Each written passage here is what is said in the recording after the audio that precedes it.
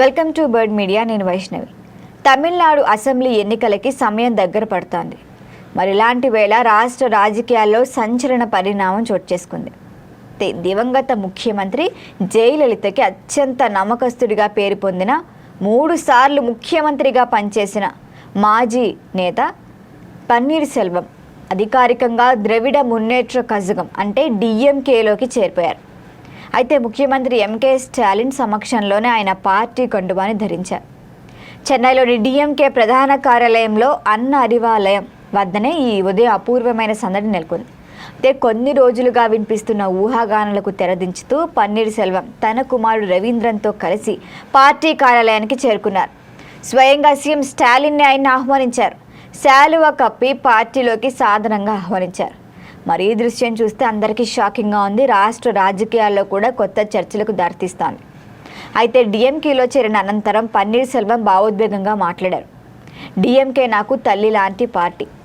అరిగ్నన్ అన్న కలైజ్ఞర్ కరుణానిధి చూపిన మార్గంలో స్టాలిన్ అద్భుతమైన పాలన అందిస్తున్నారు. గత 5 ఏళ్లలో ఆయన చేసిన అభివృద్ధిని దేశమంతా ప్రశంసిస్తోంది. అందుకే వారి నాయకత్వంలో పనిచేద్దామని నిర్ణయించుకున్నా అని కూడా పేర్కొన్నారు పన్నీర్ సెల్వం.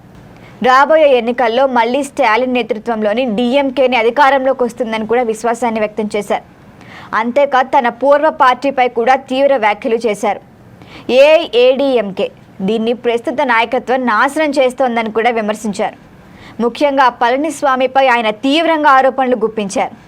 పళనిస్వామి ఒక నియంత, పార్టీలో ఎవ్వరూ ఎదగకుండా కుట్రలు చేస్తున్నారు, నేను మాత్రమే సీట్లో ఉండాలని ఆలోచిస్తారు.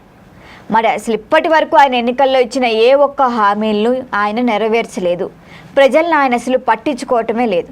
ఇక ఏఐఏడీఎంకు భవిష్యత్తు కూడా లేదని అన్నారు. పన్నీర్ సెల్వం రాజకీయ ప్రస్థానం కనుక గమనిస్తే 2001లో పెరియకులం నియోజకవర్గం నుంచి ఆయన ఎమ్మెల్యేగా గెలిచి రాజకీయాల్లో కీలక స్థానం సంపాదించారు. జయలలిత మంత్రివర్గంలో ఆదాయ శాఖ మంత్రిగా కూడా పనిచేశారు.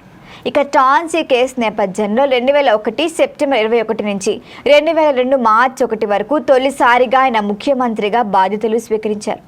ఇక 2014లో అక్రమాస్తుల కేసులో జయలలిత జైలుకి వెళ్లడంతో ఆయన రెండోసారి సీఎం అయ్యారు. ఆమె మరణం తర్వాత ఆయన మూడొకసారి కూడా ముఖ్యమంత్రిగా పదవిని చేపట్టారు. ఇంత ఎక్స్పీరియన్స్ ఉంది ఆయనకి. అయితే 2017 ఫిబ్రవరి 7 జయలలిత స్మారక స్థలంలో ధర్మయుద్ధం ప్రకటించడం ద్వారా పార్టీ అంతర్గత విభేదాలు అయితే బయటకు వచ్చాయి. మరి దాని తర్వాత ఏఐఏడీఎంకేలో తీవ్ర విభేదాలు చోటు చేసుకున్నాయి. చివరికి 2 ఏళ్ల క్రితం ఆయన్ను పార్టీ నుంచే బహిష్కరించారు ఏకంగా.